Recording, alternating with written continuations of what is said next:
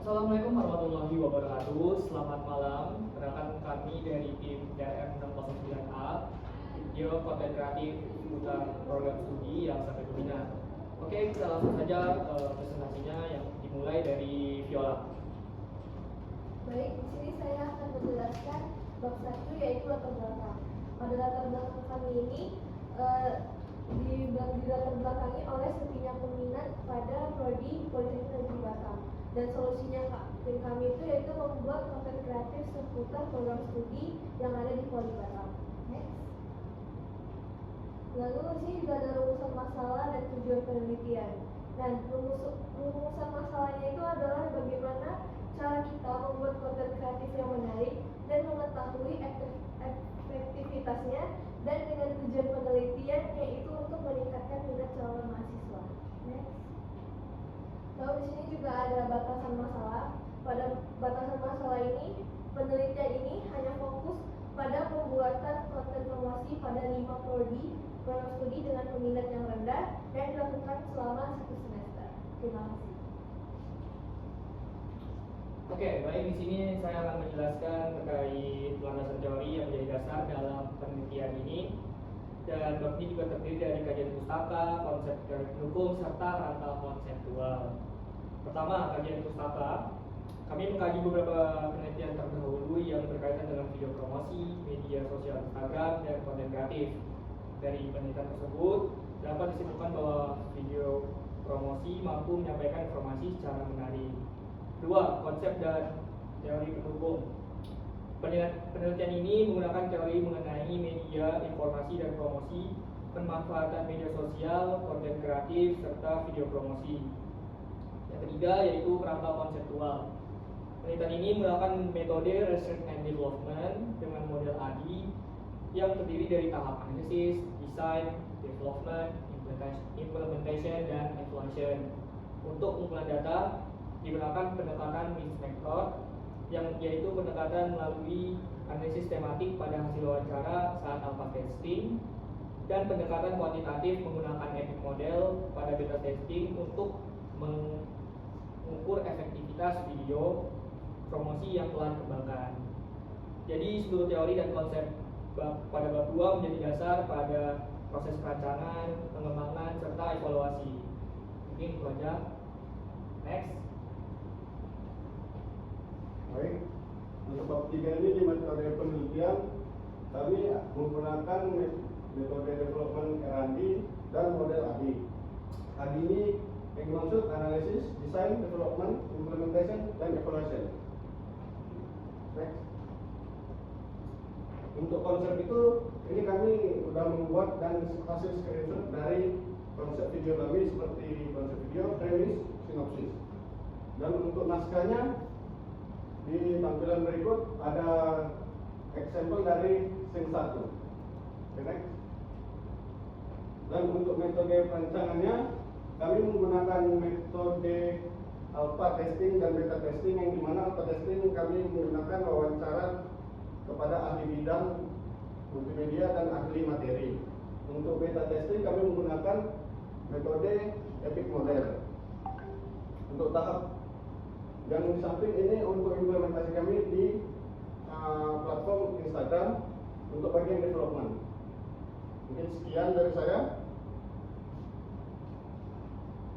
Oke, kita lanjut ke bab 4, yaitu tahap di mana mengimplementasikan proses produksi dan fase produksi.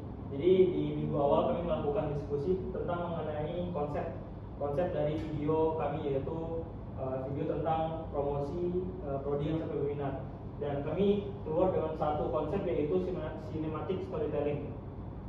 Dan ini contoh dari pengambilan videonya, lalu audio dan implementasi dari visualnya. Next. Lalu untuk setelah kami melakukan tag video, kami melakukan yang namanya alpha testing, yaitu bertujuan untuk memvalidasi video konten kreatif oleh ahli yang seperti disebutkan Christopher, yaitu ahli bidang dan juga ahli materi. Oke, lanjut.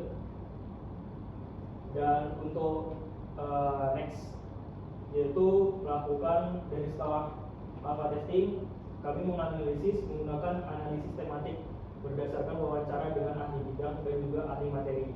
Dan hasilnya diperoleh 4 tema utama, yaitu kualitas visual, kualitas audio, kelengkapan informasi, dan juga durasi video. Oke, selanjutnya akan dijelaskan oleh Sukor.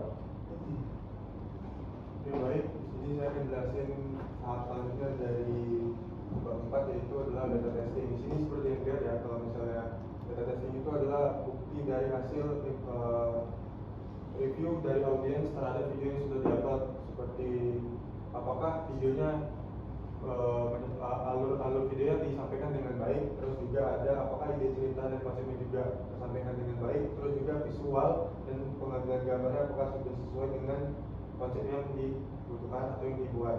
Terus juga ada juga beberapa pertanyaan mengenai impact dan persuasi, seperti durasi video yang disajikan apakah tidak terlalu cepat dan tidak terlalu lambat. Nantinya juga ada konten ini membuat saya tertarik untuk terus mengikuti perkembangan video konten kreatif di Politeknik Negeri Batam. Oke, selanjutnya. Selanjutnya di sini ada tahap akhir dari implementasi, yaitu evaluasi.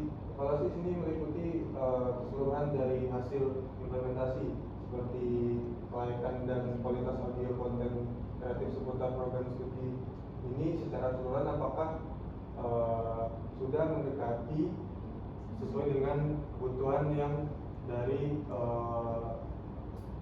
masalah yang sudah diangkat.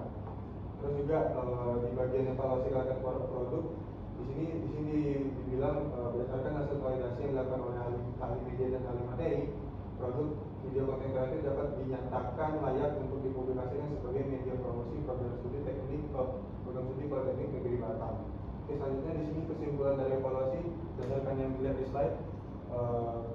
Keseluruhan hasil evaluasi yang telah dilakukan melalui alpha testing dan beta testing, produk berhasil menyampaikan informasi secara jelas, menarik, dan sesuai dengan tujuan promosi melalui penerapan konsep cinematic storytelling yang didukung kualitas visual, audio, dan materi yang baik. Oke, next. Yang terakhir ini adalah kesimpulan dari evaluasi dan tahap-tahap sebelumnya, bahwa video yang telah dikembangkan dan sudah diupload itu memiliki sedikit dampak untuk ketertarikan calon mahasiswa di prodi yang telah dipromosikan, seperti di prodi robotika, prodi permainan, prodi biotika, dan prodi PSPPI. Saran dari keseluruhan audiens dan ahli bidang atau ahli materi adalah bagi pengelola media sosial disarankan untuk memanfaatkan berbagai format konten seperti video reels, TikTok, dan YouTube Shorts, infografis, konten interaktif, serta secara langsung live yang dapat meningkatkan keterlibatan engagement audiens. Oke, sekian, terima kasih. Oke, mungkin itu saja dari tim kelompok kami. Kami pamit undur diri. Wassalamualaikum warahmatullahi wabarakatuh. Selamat malam.